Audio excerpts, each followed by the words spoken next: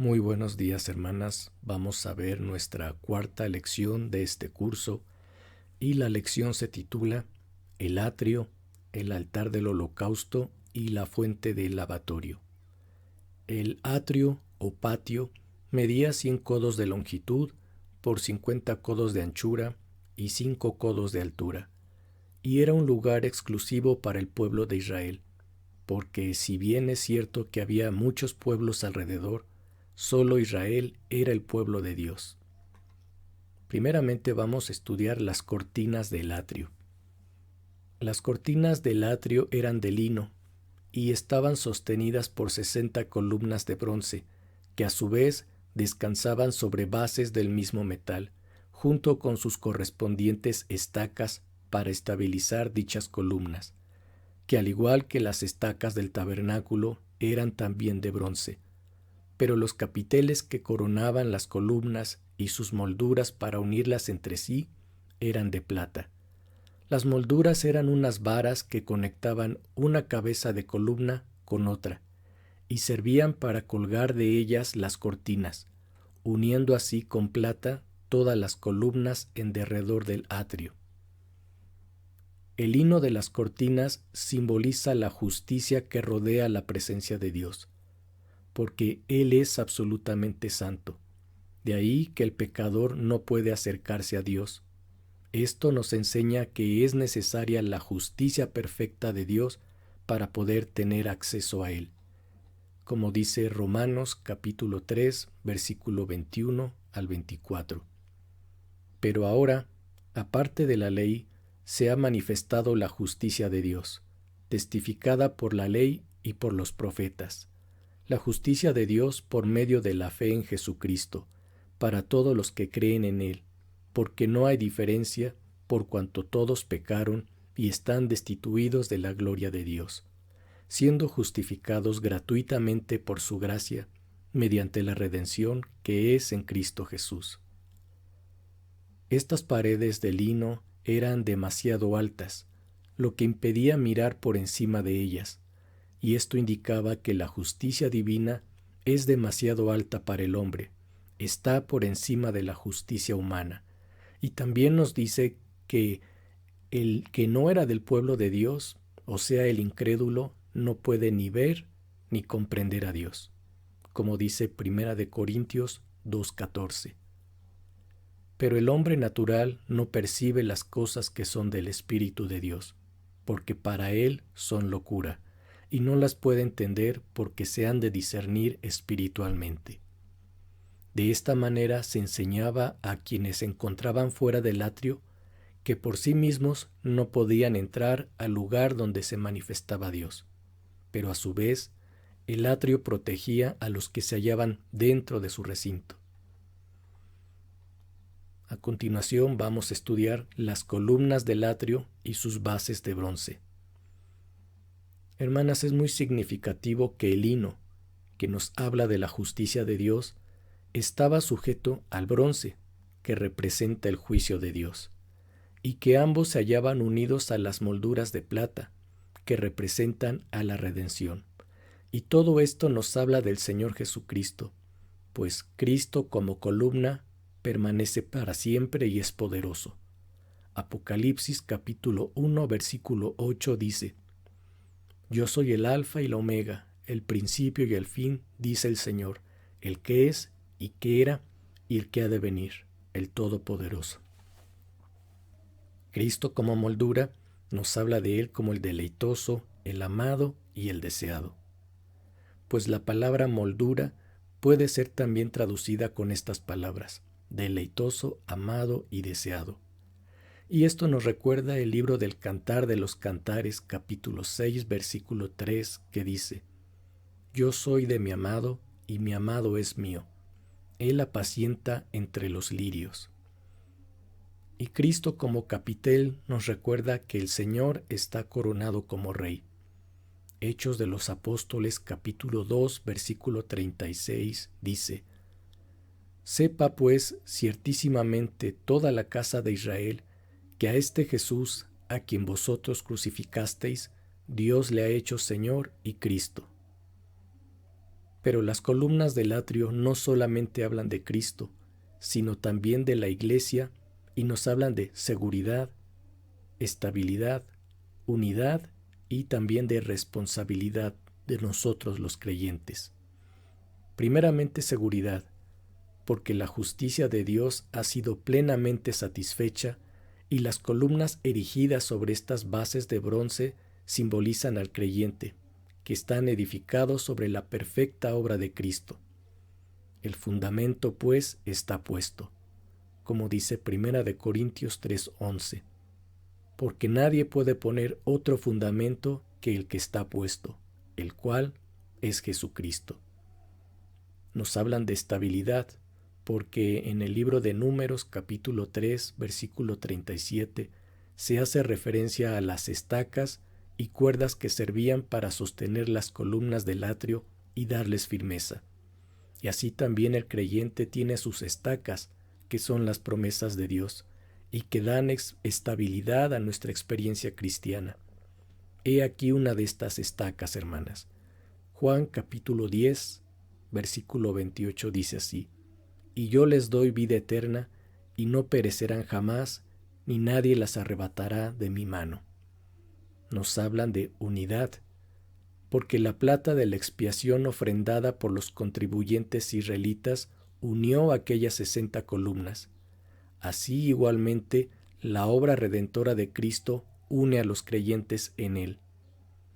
1 Corintios capítulo 12, versículo 12 dice así: porque así como el cuerpo es uno y tiene muchos miembros, pero todos los miembros del cuerpo, siendo muchos, son un solo cuerpo, así también Cristo. Y finalmente nos hablan de responsabilidad, porque las columnas no se mostraban a sí mismas, solamente servían para sostener y manifestar el lino que las cubría. De la misma manera el creyente tiene la responsabilidad de revelar a Cristo en su propia vida, y así viene a ser como una columna, como dice 1 Timoteo 3:15, para que si tardo, sepas cómo debes conducirte en la casa de Dios, que es la iglesia del Dios viviente, columna y baluarte de la verdad. Estudiemos ahora la puerta del atrio y su cortina. El tabernáculo y su atrio tenían 3 entradas, hermanas: la del atrio, la del lugar santo y la puerta del lugar santísimo. Y esto nos recuerda que el plan salvífico de Dios es obra de las 3 personas de la Trinidad. Por la primera puerta, la del atrio, podía pasar todo israelita. Esta puerta tenía una altura mayor que la del hombre, y posiblemente esto nos indica que la justicia divina es superior a la nuestra. Por lo tanto, no podemos superarla con nuestras buenas obras. Pero su anchura probablemente sugiere el inmenso amor de Dios hacia el mundo y lo fácil que es obtener la salvación, mostrando así cuán abundante es la misericordia divina y cuán amplia su gracia ofrecida a los pecadores. Notemos asimismo que en el atrio, en la parte oriental, estaba ubicada la puerta, y en esa parte oriental también estaba ubicada la tribu de Judá, de donde nacería el Mesías. Y como todos sabemos, del lado oriental sale el sol. Por lo tanto, lo primero que iluminaba la luz del sol era a la puerta del atrio, bañándola con su resplandor y dando brillantez a los colores de su cortina, con lo que se señalaba el camino de entrada a todo el pueblo. Los colores de la puerta eran 4, hermanas: azul, púrpura, carmesí y blanco. El azul nos habla del color celestial. Cristo procede del cielo y es Dios. El púrpura es el color de la majestad. Cristo es Rey eterno. El carmesí es el color del sacrificio. Cristo fue el siervo sufriente y es el Salvador. Y el blanco es el color de la pureza, que simboliza a la humanidad inmaculada de Cristo y nos habla de la justicia perfecta porque Él es santo. Ahora a continuación estudiaremos el altar del holocausto. primeramente vamos a hablar de su ubicación. Al traspasar la puerta del atrio, ¿qué era lo primero que se veía, hermanas? La respuesta es el altar de bronce. La posición del altar, ocupando el primer lugar en el atrio, nos enseña que las demandas y los derechos de Dios han de ser satisfechos antes de poder gozar de la comunión con Él. Es el lugar donde la justicia y la paz de Dios se besaban, y la misericordia y la verdad se encontraban, como dice el Salmo 85:10. En aquel lugar específico se derramaba la sangre de los sacrificios, y así se tipificaba la muerte redentora del Mesías, la expiación hecha por el Señor Jesucristo cuando fue levantado en la cruz. Es en el altar de la cruz donde Dios puede glorificarse a sí mismo. Ahí podemos contemplar su bondad hacia el pecador que es salvo, pero también la severidad justa hacia la víctima que llevó nuestros pecados. El altar fue el único lugar donde Dios se encontraba con Israel para reconciliación, pues el sacrificio por el pecado era quemado fuera del campamento, pero la grosura se quemaba en el altar de bronce, y la sangre era llevada por el sacerdote una vez al año al lugar santísimo. A este ceremonial nos enseña o nos recuerda que la cruz es el único lugar donde el Señor puede reunirse con los pecadores y reconciliarlos con Él, como dice Hebreos 9:12. Y no por sangre de machos cabríos ni de becerros, sino por su propia sangre, entró una vez para siempre en el lugar santísimo, habiendo obtenido eterna redención. Cristo es el altar y el único sacrificio ofrecido una vez para siempre, y de ese lugar, de ese altar, los redimidos tenemos derecho a comer, porque el Señor es la porción y el alimento de su pueblo. Ahora veamos la forma del altar y sus materiales. El altar era cuadrado, lo que indicaba igualdad y estabilidad. Y esto nos habla de Cristo manifestando universalmente su obra de redención a los 4 ángulos de la tierra y actuando en igualdad con el Padre para consumar una salvación que estaría al alcance de todos. El altar era hueco y estaba formado por 4 tablas que se apoyaban en un enrejado de bronce colocado dentro, y sobre ese enrejado se encendía el fuego y se ponían los sacrificios. Aquí hay una relación entre el altar de bronce con el propiciatorio situado en el lugar santísimo, porque el enrejado de bronce del altar de bronce estaba levantado al mismo nivel que el propiciatorio. Y así como el altar nos habla de la justicia y del juicio divino, y el propiciatorio nos habla de la misericordia, el hecho de que estuvieran al mismo nivel nos enseñan que la misericordia y la justicia de Dios son iguales. Es decir, no puede haber misericordia sin satisfacer la justicia por medio del sacrificio. El altar se construyó con maderas de acacia, o sea, material procedente de la tierra, y esta madera era de gran durabilidad, por lo que dicha característica viene a ser un símbolo de la humanidad del Hijo de Dios, sin pecado ni corrupción, y también de su sacrificio. El altar fue recubierto de bronce, que es símbolo de juicio, y precisamente por esto es que el Verbo de Dios se hizo carne, para que Él pudiera ser juzgado por nuestros pecados, como dice Hebreos capítulo 10, versículos 5 al 7, que dice así: por lo cual, entrando en el mundo dice, sacrificio y ofrenda no quisiste, mas me preparaste cuerpo, holocaustos y expiaciones por el pecado no te agradaron. Entonces dije, he aquí que vengo, oh Dios, para hacer tu voluntad, como en el rollo del libro está escrito de mí. Los 4 lados del altar también nos hablan de los 4 aspectos de la redención, que son propiciación, sustitución, reconciliación y rescate. Ahora, hermanas, el altar y sus cuernos nos hablan de la suficiencia de la muerte de Cristo.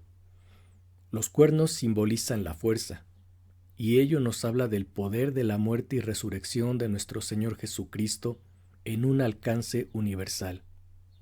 O sea, apunta hacia los 4 puntos cardinales de la tierra. También vemos el poder de la resurrección de Cristo obrando en nosotros, como dice Juan capítulo 11, versículo 25. Le dijo Jesús: Yo soy la resurrección y la vida. El que cree en mí, aunque esté muerto, vivirá.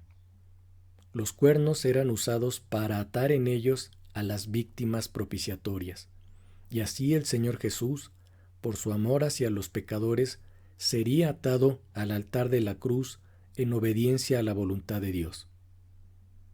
Salmo 118, versículo 26 y 27 dice: Bendito el que viene en el nombre de Jehová. Desde la casa de Jehová os bendecimos. Jehová es Dios y nos ha dado luz. Atad víctimas con cuerdas a los cuernos del altar. Los cuernos eran rociados con la sangre del sacrificio por el sacerdote, y ahí encontraban refugio los culpables, pues éstos podían asirse de ellos para eludir el castigo, ya que el altar era considerado como lugar de gracia y protección para el pecador, señalando una salvación consumada, como dice Juan capítulo 19, versículo 30. Cuando Jesús hubo tomado el vinagre, dijo: Consumado es, y habiendo inclinado la cabeza, entregó el espíritu. El fuego del altar y las cenizas del sacrificio, hermanas, nos enseñan la eficacia perdurable de la muerte de Cristo, pues diariamente, tanto por la mañana como por la tarde, eran ofrecidos los corderos en holocausto sobre el altar, de manera que durante todo el día podía verse la ofrenda quemándose desde la puerta del atrio.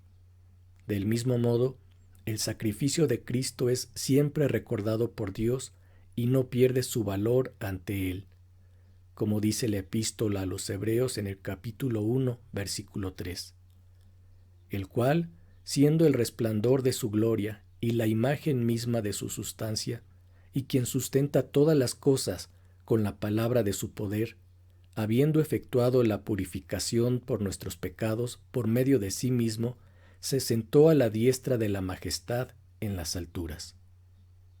Por otra parte, Israel veía las cenizas sacadas fuera del campamento, y esto era una prueba de que habían sido aceptados por Dios. Así, la resurrección de Cristo es una evidencia de nuestra justificación, como dice Romanos 4:25, el cual fue entregado por nuestras transgresiones y resucitado para nuestra justificación. Esto es garantía de que nos ha hecho aceptos en el amado, gracias a Dios. Ahora, la cubierta del altar nos habla de la gloria velada de Cristo, porque cuando el campamento debía ponerse en marcha, el altar era cubierto por un paño de púrpura y con pieles de tejones extendidas por encima. Y aquí tenemos a la tela de púrpura como símbolo de realeza. Todos recordamos que la última visión que tuvo el mundo de nuestro Señor Jesús fue cuando le crucificaron como Rey de los judíos. Y solamente los creyentes sabemos que la próxima visión que el mundo tenga de Cristo será cuando Él vuelva como Rey de reyes y Señor de señores.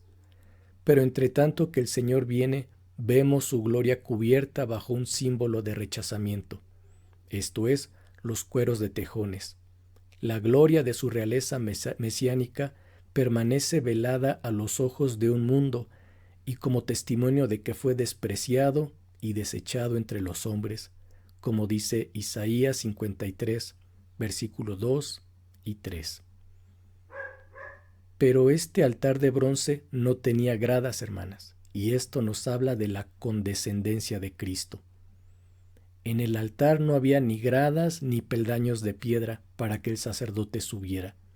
Esto nos enseña que el hombre no puede subir a Dios con su justicia humana, sin exponerse al juicio divino. Es Dios quien desciende hasta el hombre.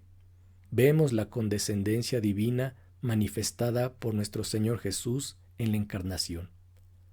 como dice Primera de Timoteo 3:16. E indiscutiblemente grande es el misterio de la piedad. Dios fue manifestado en carne, justificado en el Espíritu, visto de los ángeles, predicado a los gentiles, creído en el mundo, recibido arriba en gloria. Ahora estudiemos la fuente del lavatorio. Hermanas, nada se nos dice en cuanto a su tamaño y peso, y el hecho de que no estén registradas sus dimensiones quizá es para enseñarnos que la gracia de Dios es sin medida. Y parece ser que el agua con que se llenaba la fuente se obtenía del agua que brotaba de la roca que fue golpeada por Moisés en Horeb. La composición de la fuente y su base. Ambas partes eran de bronce, que como recordamos es símbolo de juicio, pero la fuente nos habla de la provisión ilimitada para todas nuestras necesidades, a fin de que podamos disfrutar de la entera plenitud de vida que Dios nos comunica por medio de Jesús. Como dice Juan 10:10, el ladrón no viene sino para hurtar y matar y destruir. Yo he venido para que tengan vida y para que la tengan en abundancia. El altar nos enseñó lo que haría Cristo ofreciéndose a Dios en sacrificio, pero la fuente nos enseña lo que hace en nosotros el Espíritu Santo juntamente con la palabra de Dios, como dice Efesios 5, versículo 25 y 26. Maridos, amad a vuestras mujeres, así como Cristo amó a la iglesia y se entregó a sí mismo por ella, para santificarla, habiéndola purificado en el lavamiento del agua por la palabra. Por lo tanto, por el altar y la fuente de bronce nos hallamos lavados, santificados, justificados y aceptos por la sangre de Cristo. Pero, ¿cuál era la función de la fuente, hermanas? En su función, la fuente nos muestra dos fases en el proceso de lavaje ritual. El primero, el lavamiento completo. Éxodo 29:4 dice: y llevarás a Aarón y a sus hijos a la puerta del tabernáculo de reunión y los lavarás con agua. Este era el primer paso en la consagración sacerdotal. Y esto habla de limpieza completa en el creyente que ha sido regenerado. Como dice Primera de Pedro 1:23, siendo renacidos no de simiente corruptible, sino de incorruptible, por la palabra de Dios que vive y permanece para siempre. Y en segundo lugar, nos habla de un lavamiento constante. Éxodo 30:19 dice: y de ella se lavarán Aarón y sus hijos las manos y los pies. El segundo paso en la consagración de los sacerdotes consistía en que, una vez lavado todo su cuerpo, necesitaban solamente lavar sus manos y sus pies siempre que entraban al tabernáculo para la adoración o para ofrecer sacrificios en el ejercicio de su servicio sacerdotal. Y esto haya su aplicación espiritual en nosotros como un proceso de nuestra santificación continua. Juan capítulo 13, versículo 10 dice: Jesús le dijo: el que está lavado no necesita sino lavarse los pies, pues está todo limpio, y vosotros limpios estáis, aunque no todos.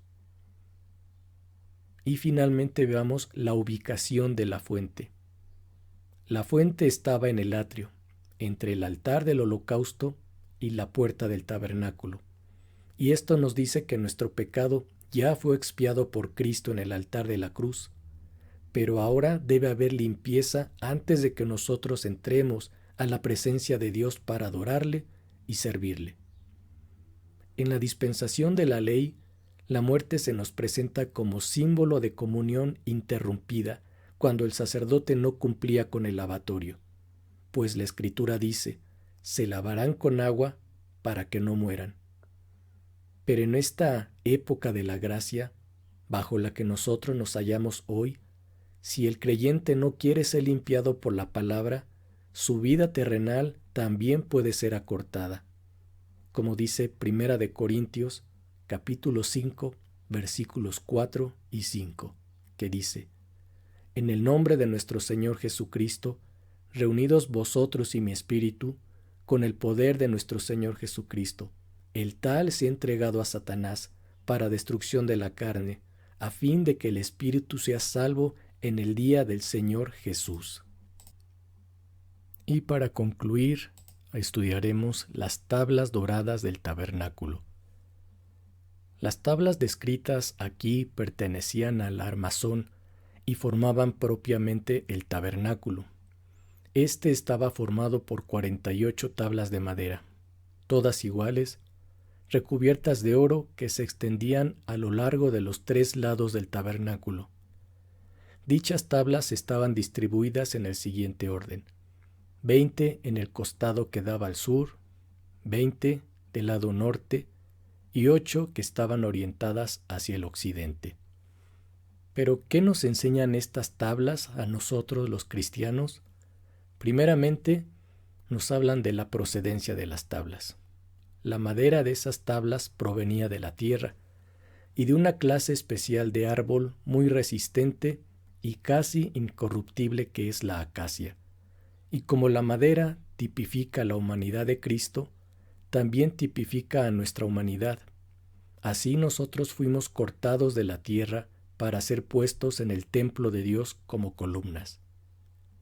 Dice Apocalipsis capítulo 3, versículo 12: Al que venciere, yo le haré columna en el templo de mi Dios, y nunca más saldrá de ahí, y escribiré sobre él el nombre de mi Dios y el nombre de la ciudad de mi Dios, la nueva Jerusalén, la cual desciende del cielo, de mi Dios, y mi nombre nuevo. Una segunda enseñanza nos la da la forma de las tablas. Su nueva forma fue labrada por Bezalel, quien las había alisado y pulimentado, y esto nos habla del trabajo diario que Dios está obrando en nuestras vidas. En tercer lugar, el revestimiento de las tablas. Las tablas de madera revestidas de oro simbolizan a Cristo en su doble naturaleza humana y divina, pero también tiene una aplicación para nosotros los creyentes, que como dice 2 de Pedro, capítulo 1, versículo 4, hemos llegado a ser participantes de la naturaleza divina. Una cuarta enseñanza es el fundamento de las tablas. Cada tabla descansaba sobre bases de plata, símbolo de redención, y tipificando de este modo la dependencia de cada creyente salvo, pues sabemos que las bases no procedían de las ofrendas voluntarias del pueblo, sino que fueron hechas del dinero de la redención. Una quinta enseñanza es el perfecto ajuste de las tablas. La madera tuvo que ser sometida a los golpes violentos del hacha, pasar por la acción cortante de la sierra y puestas bajo un proceso de cepillado, para que, desprendidas de toda aspereza, las tablas pudiesen encajar perfectamente entre sí, y esto nos recuerda las pruebas que debemos soportar como cristianos. Primera de Pedro, capítulo 4, versículos 12 y 13 dice: Amados, no os sorprendáis del fuego de prueba que os ha sobrevenido, como si alguna cosa extraña os aconteciese, sino gozaos por cuanto sois participantes de los padecimientos de Cristo, para que también en la revelación de su gloria os gocéis con gran alegría.